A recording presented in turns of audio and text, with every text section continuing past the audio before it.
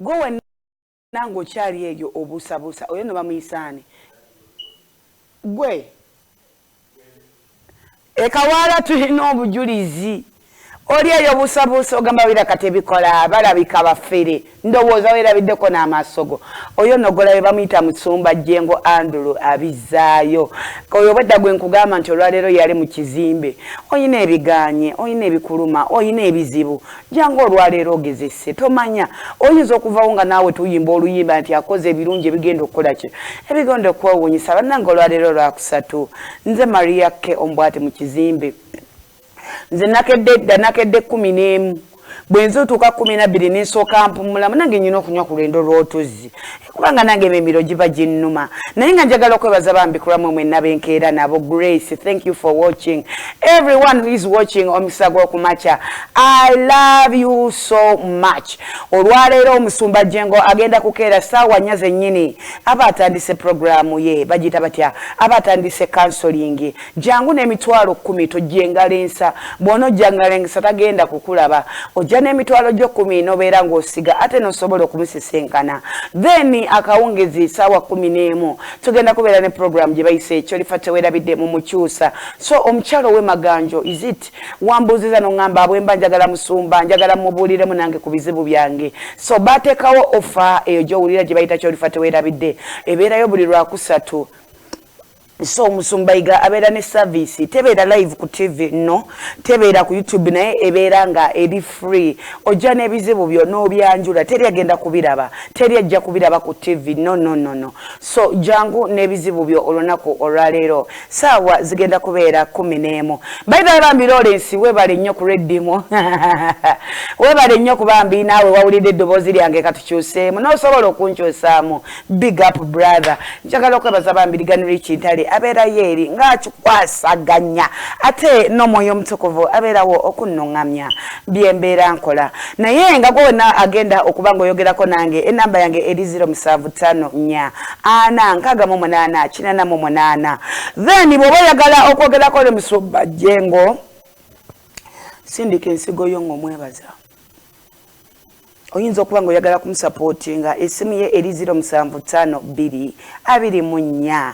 19 ebamitaani ebamita Musumba Jengo Andrew so zine namba zolabe ziriko send mobile money ezo namba za kanisa ne TV so oyinza okuba ng'oyagala okuwagira era naawe wagira njagala okubasabira kulamwe mwe nabambi abasindika mukama abagaziyize ensawo abakolera ebyemusinga okwetaaga mu linnya erya Yesu Kristo Mwana Katonda omulamu olwaleero ekibuuzo kyange kiri nti singa nkugamba nti ndi mu ddungu oba nayise mu ddungu gwe ng'omulokole kikyotegeera era waliwo n'omuyimbi eyayimba ndi mu ddungu wendaba ebyange nga bisibye owange bwe njogera ku ddungu kikyotegeera yabange mu Bayibuli kitabo ki ekyogera ku ddungu sula ya kumeka olunyiriri lwa kumeka oberenga olunaku lwaleero weewangulira emitwalo gyo 5 kuba ku simu yange nga bukyali ompe ansa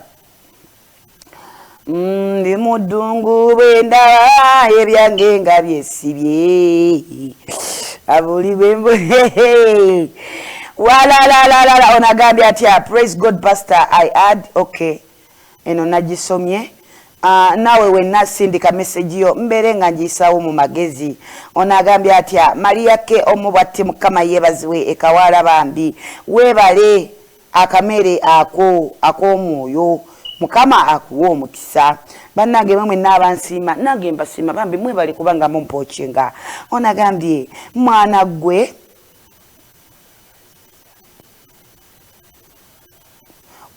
gwe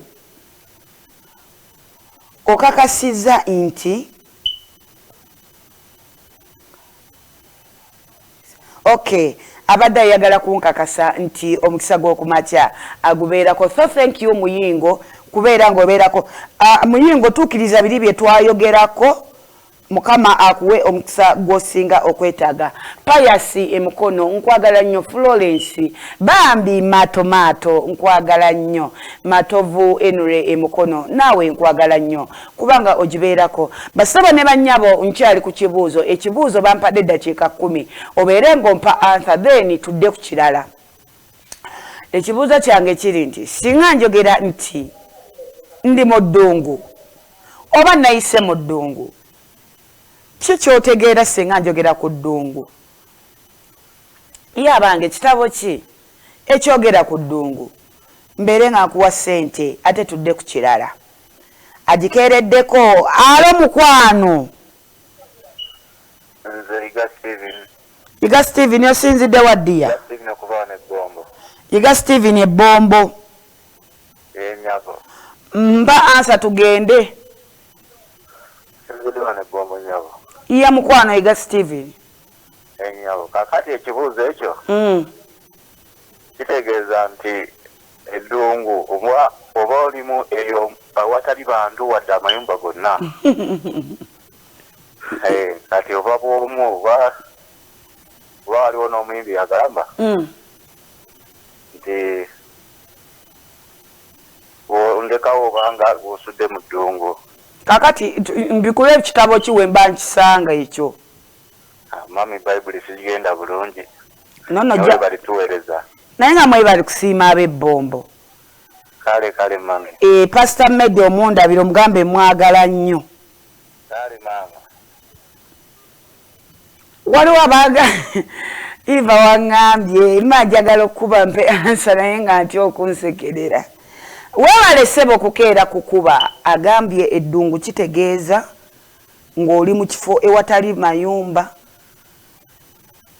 si kyekyo naawe omulala kuba tugezeeko byakugezaako by the way tomanya oyinza okuba nga ansa gy'osirikidde yentuufu naye ng'ateekamu ekibuuzo simu ateekamu ssente simulala bamuyita Musumba Jengo Andrew abizaayo yaŋŋamba ekyamazima Maria olina okuddiza eri abantu tulabe eddala oba babeerako oba tebabeerako ndabe eddala oba basoma bayibuli oba tebasoma naye ng'ekibuuzo Musumba Yiga nkwagala nnyo ekibuuzo kyange tekisosola naye oba Musumba bw'oba ng'olina answer call me Musumba Mwonge call me and you give me the answer so that I can give you this money Musumba Jengo gwo kiteekamu ate ojja kuba ng'oziziza mu nsawo oyo gwe tokuba naye nga bw'oba olina answer Medi waŋŋamba obeerako call and you give me answer so that you can take this money when I said that I'm passing through the desert what do you understand by the word desert? And which book, which verse is talking about the desert? So you call me on my number. My number is 0754 40 6888. You give me the answer. When I say that I'm passing through the desert, what do you understand by that word? And which book is talking about the desert? So you call me, you give me the answer, I give you the money. Bwe njogera nti mpita mu ddungu, kikyotegeera gwe ng'omulokole. Ye abange, kitabo ki ekyogera ku ddungu? Yita ku ssimu yange, eri 075 4 4 nkaaga mu 8 8 tugende mu maaso. Njagala okubuuzaako ku mukadde Lovinsa. Wasuzodde mukadde wange oli bulungi? Kamala okulaba ono.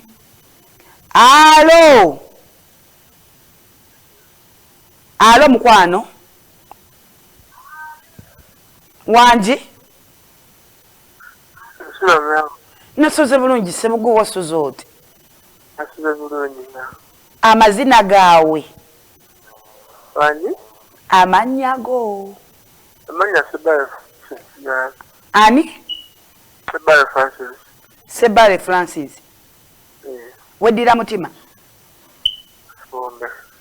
Okay, Sebale Francis so sinziddewa? Gayaza. Okubye kumbuuzaako okubye kumpa ansa?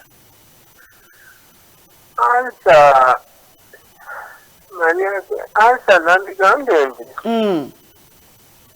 twali mu ddungu omuntu ali awo ng'alaba kaisa ng'abbe ng'alaba ensi ofundiridde aweddeyo talina kyayinza kuzzaako ebisira byafuuse ebisiraani kale nga ye muntu ali mu mbeera embi nyeya. Sebale Francis weebale kugezaako mukwano akuwa omukisa.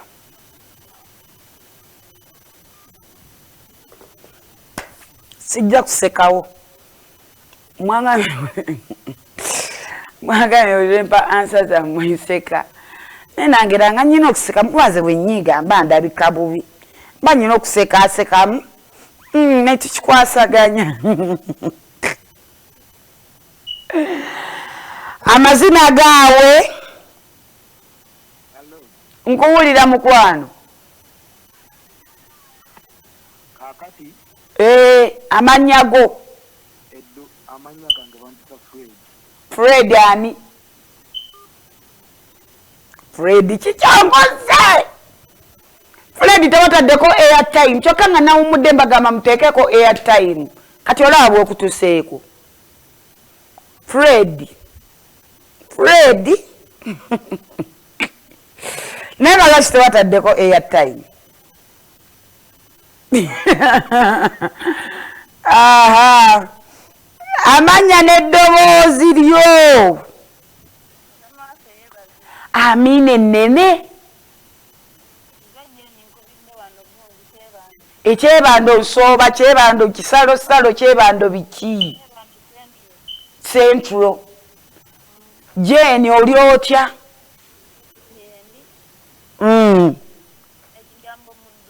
Aha.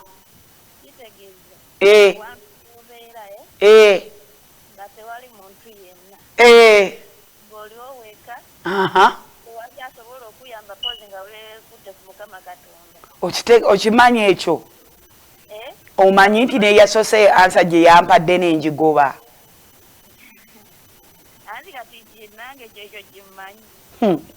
Bannange ngobye ggwe Jeni. Naye nga weebale ekkuba. Naye musumba gaba kitokuba simu nompa ansa nemba wano nenzira ku kintu ekyo. Joan, by the way. Joan, give me the answer. Chimuli, I need your answer so that I can leave this place. Kankwate eyono. Omubwati. Hello. Jebaleko mukwano. Banange nawe jebaleko ddiya. Kakati nze. Amanya go. Bana Florence, Dr. Florence ne Kawala. Florence Kawala, tonagenda bweru. Fulu. Siyenze. Ono mulala. Nenyabo. Oh, ate mani oli. Kakati Florence, the answer is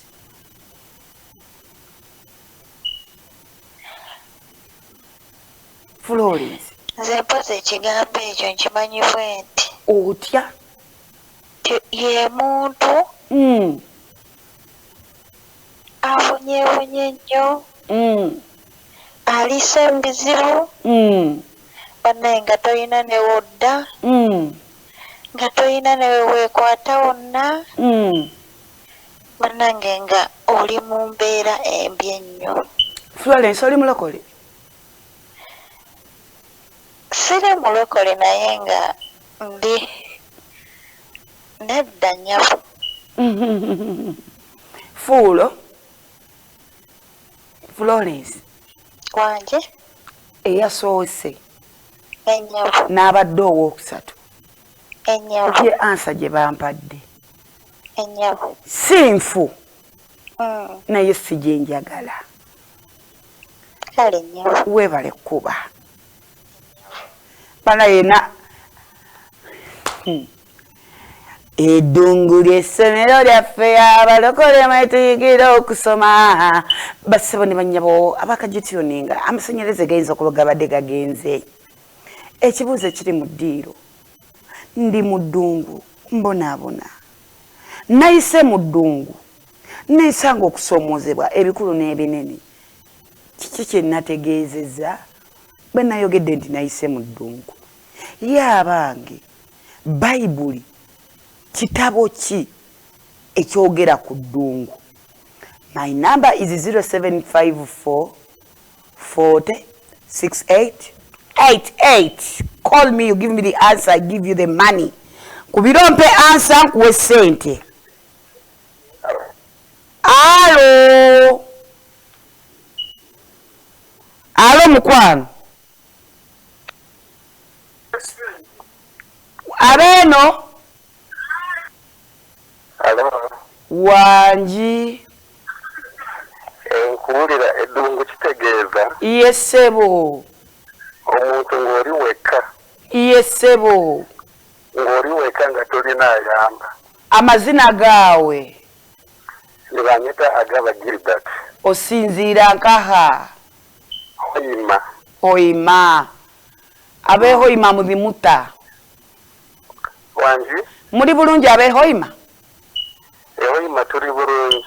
Ogambye eddungu kitegeeza ki? Eddungu kitegeeza ng'oli wekka. Nga tolina omuntu mulala yenna ayinza kukuyamba. Oh. Webale mukwano kuba. Amiina. Naye nga neyasoose n'owokubiri n'owokutaano ye ansa gye bampadde.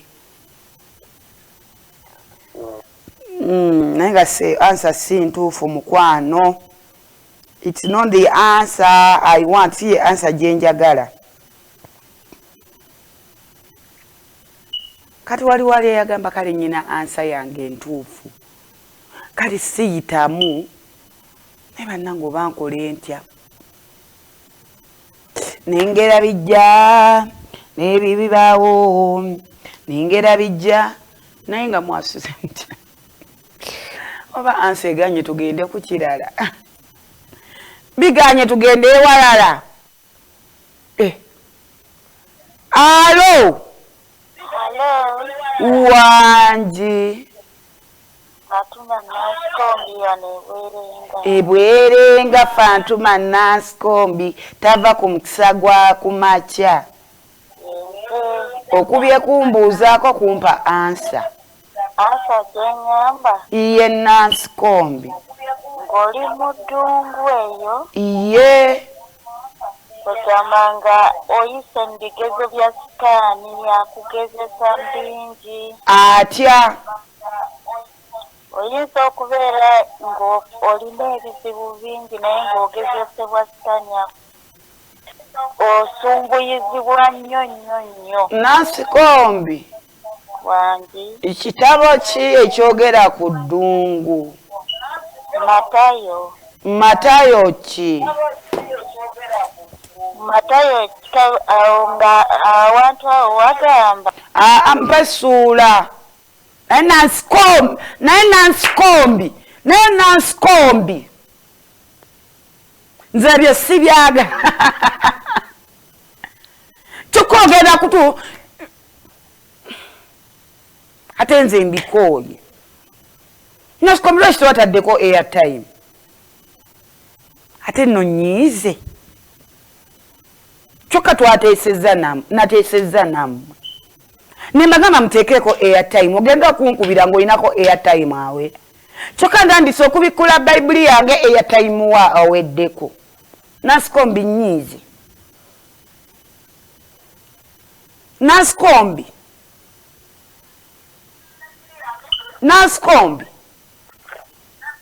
Alo.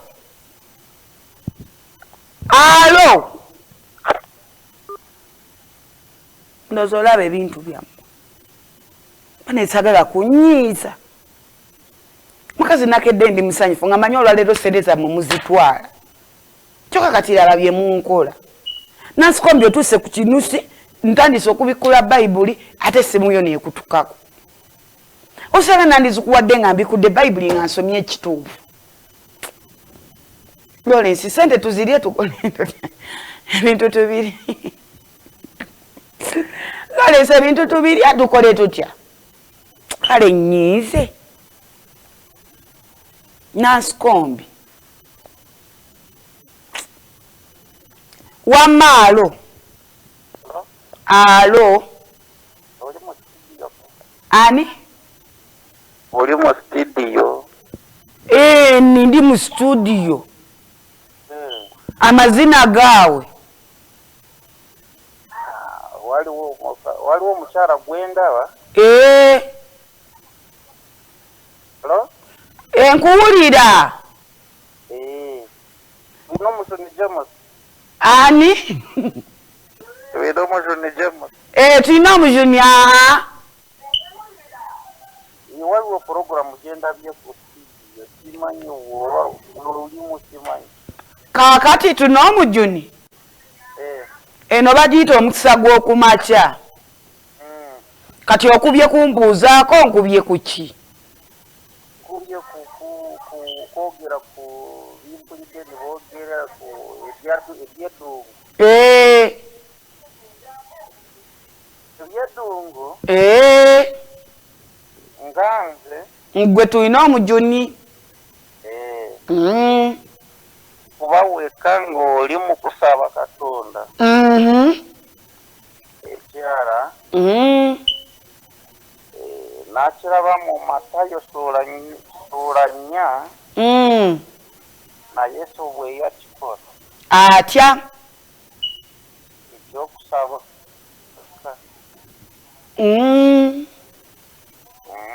Olina Bayibuli awo?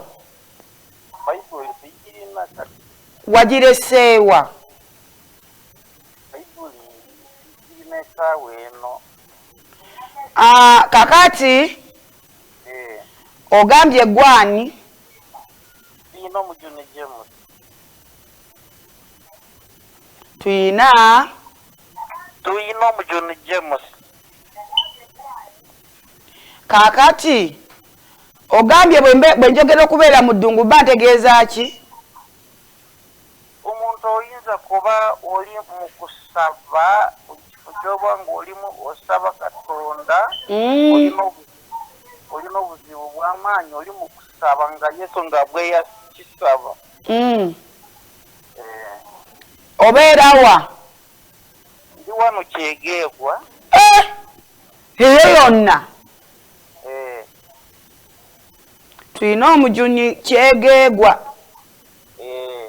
Kaakati eno programu bagiyita omukisa gw'okumakya.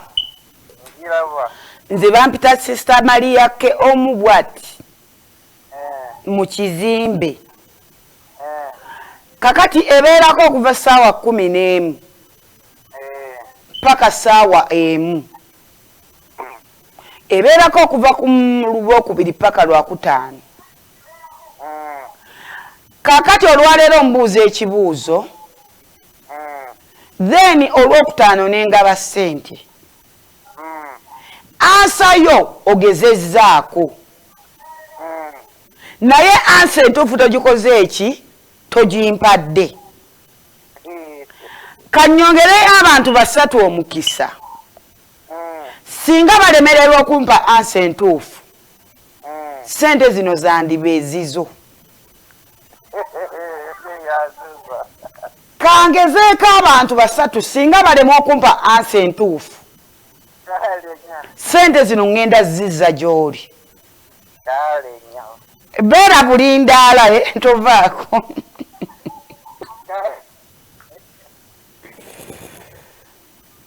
N'amaanyi gampedde. Tuyina omujunyi James Kyegeegwa. Agambye eddungu kwe kubeera ng'osaba. Mpaayo abantu aba singa temumpa ansa ntuufu, ssente nze zijja wa James. Amannya go n'eddoboozi mukwano. Nasuze bulungi, wasuze otya ddiya?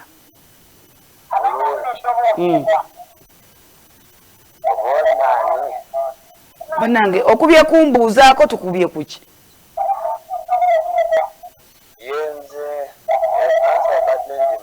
Mpa ansa tugende. Wangi kaakati empisa esookerwako kwata volume ya TV ogijjeko tubeere nga twogerera ku ssimu nsobole owulira by'oyogera.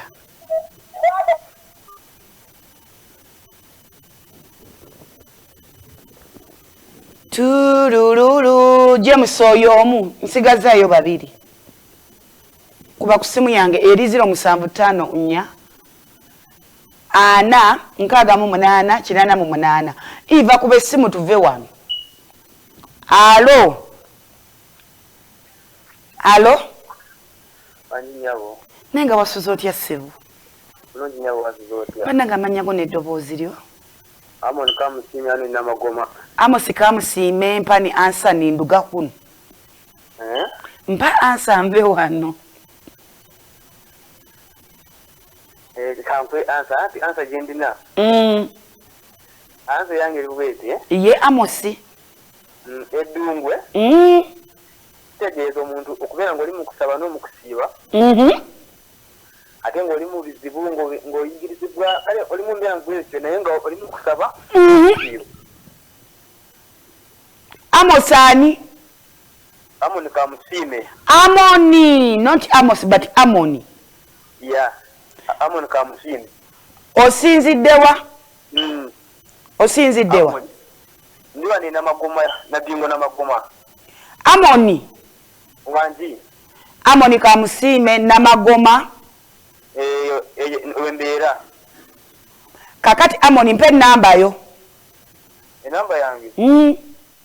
Namba yange 0754 45 29 79. Obadda ninda gwe kati obadda lwaki waluddeyo? Mukama bade ndozekana kumpisa kakita. Ogambye mbikule mu kitabo ki? Mutamate Matayo yogera ko birungi ku ddungu awo Matayo yayogera birungi mu ddungu. Matayo ki? Matayo nga 15 awo. Togenda neyo Matayo nnya nawe ndeka Amoni ato yagala nabbi ono. Ate Amoni ojja kunyi. Basebo ne banyabo. Amoni thank you. Mukama yakikoze kyekyo. Kakati Amoni. Olwokutaano luno. Programu yango manyi sawa je etandikirako? Enya. Etandika sawa mmeka? 11 nyawo. Negwa sawa mmeka? Negwa sawa muka net. Kakati kankubuze gwe yagala kujja sawa mmeka? Gwe yagala kujja sawa mmeka? Oyagala kujja sawa mmeka okime ssente? Sawa nko neka ko gwe yagala kujja. Ati program nawo otegedde etandika sawa 11 paka sawa 1. Kati gwe yagala kujja mmeka? Amoni nawe nziramu.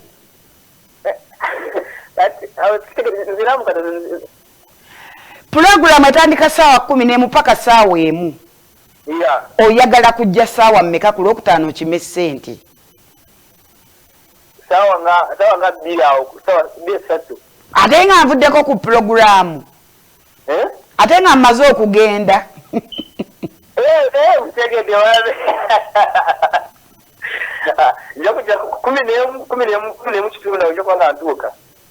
Pozi Amoni ongambye ansa ebadde ki? Ansa yange erigwe edungwe. Olwera mmanya ag'okusaba n'okusiiba. Ate ng'oli mu buzibu ke ng'ofa nnyo okulaba Katonda ng'akuzza buli osaba nga kale oli mu mbeera ebi ate naye ng'oli mumanyi gw'okusaba n'okusiiba. Amoni olina Bayibuli awo? Olina Bayibuli awo wooli? Bayibuli nagireeta okaba kati ngenda ku mulimu. Kati Amoni weebale nnyo. Thank you so much. Welcome. Weebale. Hey Amoni otikudde omukugu omunene. Naye babbi tulina omujini onumye nnyo sene badde nzaagaliza ggwe naye Amoni alina engeri gye yingiddemu awo nampa ansa neŋŋamba my god. Basaba ne bannyabo Bayibuli mu Matayo 4, that is Matthew. Bikula Bayibuli yo ng'omulokole bw'owuliranga ekigambo eddungu tekitegeeza ggwe bino ebyensi by'otegeera nti nayise mu ddungu tewaabaddeyo nte ate nayise mu ddungu kubeera kubonaabona okubonaabona ng'oli mu kusaba okusaba n'okusiiba eryo lye bayita eddungu ly'abalokole. Abo Yesu n'atwalibwa omwoyo mu ddungu okukemebwa Sitaani. Bwe yamala okusaba ennaku 40 emisana n'ekiro, enjala n'eryoka emuluma. Buli twogera ennaku 40 kitegeeza Mukama waffe Yesu Kristo yayita mu nnaku 40 ng'akola ki? Ng'asiiba. Byekugamba si kiwaani, but it's true. Tuli mu Zabbuli. Kyobola basente nabadde nzaagaliza tuyina omujuni, naye tuyina omujuni yaŋŋambye kubonaabona teyayogeddeko ku kigambo kusaba nakola ki? Nakusiiba. Ate ono Amoni bwazze aŋŋambye eddungu kitegeeza omuntu ayita mu kusaba n'okusiiba. Yeno Matayo 4. Kyobola bwedda mbabuuza bwe njogera ekigambo ddungu mba ntegeeza ki? Kasuubira kino otinze nkuddiramu. Matayo 4. Abo Yesu n'atwalibwa omwoyo mu ddungu okukemebwa Sitaani. Bwe yamala okusiiba ennaku 40 emisana n'ekiro, enjala n'eryoka emuluma. Olwokusatu,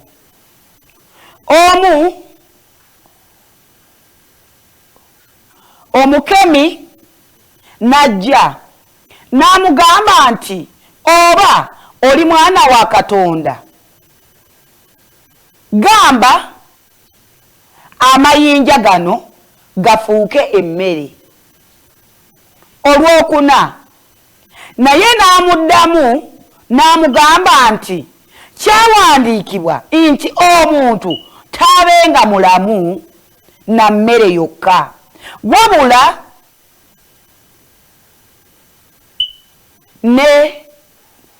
na buli kigambo ekiva mu kamwa ka Katonda.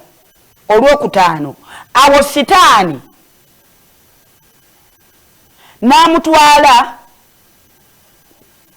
ku kibuga ekitukuvu n'amuteeka ku kitikkiro kye. Okay. Kasuubira bannange ansa tugifunye. Eddungu kitegeeza okusiiba n'okusaba. Oba oyita mu kubonaabona. Okubonaabona. Teri asaba lwa ssanyu. Kitegeeza buli asaba obeerako n'ekyosabira. Kakati mwenna ansa ze mwampadde zaabadde ntuufu. Naye obwedda nninde ekigambo ekigamba okusaba n'okusiiba. Ndyoke nkuwa essente zo. Amoni nkwegayiridde olunaku olwokutaano. Simanyi bw'ogenda kikola naye nga saawa 11 bwe naatandika bwe nti then kitegeeza 12 mba nnyingirawo naawe mu studio. Kati simanyi oba ogenda kujja saawa mmeka oba ogenda kujja saawa mmeka, naye kirungi enamba yo ngikubye. Olwaleero olunaku lwakusatu bannange mwebale nnyo kugubeerako. Nono kati munzizizaamu amaanyi mbalabye engeri abo bwedda gye mukubamu amasimu. Simanya wakyaliyo omulala akuba mpe ansa. Naye nga lwaki sibeerekereza amanya n'eddoboozi nsigadde nze Sister Maria ke Omubwati mu kizimbe. I love you all. Mwenna mbagala abakubye bambi. Thank you so much. Munnindo olwokusatu olujja nzija na kibuuzo kipya naye nga tuyingira onampa ansa ali kuki kamala muwuliriza bannanga nti Lawrence atandise ebintu bye. Alo. Hello. Wangi mukwano. Sister Maria wasuzotya. Bannange nasuze bulungi. Ono Nayiga Sala yakubiddeko jjo naye. Nayiga Sala? Yes. Olwaleero saawa 11. 11. Zikusanga ekawaala. Maria nzijja omugongo gwasuze gunnuma simanyi kiki gwavuddeko. Leka Katonda atwale kye kitudde mu mugongo gwo. Mulinnya lya Yesu Kristo mwana Katonda omulamu. Nja kutuukako kansuubira ojja kubaayo. Nja kubeerayo mukwano. Saagala nkulabe bulabi ku TV njagala nkulabeko bwinti. Kansuubira nange waleme kubaawo binkwata. Amina mukwange. Akumpeera omukisa nayiga. Amina. Leka oleme kubaawo kiziyiza mu lw'ekkubo lyo, leka oleme kubaawo kitaataaganya. Naye nga bw'osazeewo okujja ekawaala, osazeewo na mmeme yo na mutima gwo, ojje otuuke ku soosi. Ate bw'onootuuka ku kidiba, njagala onaabe, Katonda mwene akunnaalize, abeere ng'akutukuza mu linnya lya Yesu Kristo Omwana Katonda omulamu. Olwaleero teweerabira Musumba Gyengo alina kansolingi etandika ssaawa 4 paka ssaawa 7. Then awo ne tuwummula mu 11 tugenda kubeera nga tutandika ki? Tugenda kubeera nga tutandika ky'olifa teweerabiddemu mukyusa. Naye nga lwaki sibeerekereza? I wish you a good day. Mbagaliza olunaku olulungi. Bannange.